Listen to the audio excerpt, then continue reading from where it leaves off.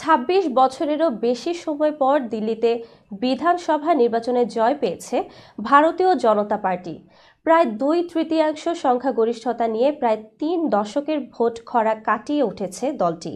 BJP জানিয়েছে, চলতি সপ্তাহে নরেন্দ্র মোদী যুক্তরাষ্ট্র থেকে আসার পর তারা জাকাল শপথ অনুষ্ঠান করবে।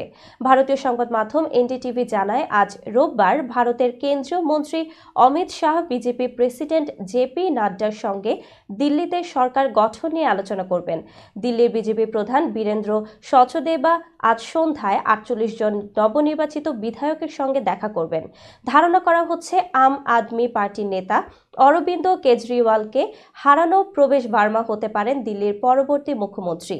ভারতের প্রধানমন্ত্রী নরেন্দ্র মোদী দিল্লির ভোটারদের বিজেপিকে ঐতিহাসিক জয় এনে দেওয়ার জন্য ধন্যবাদ জানিয়েছেন।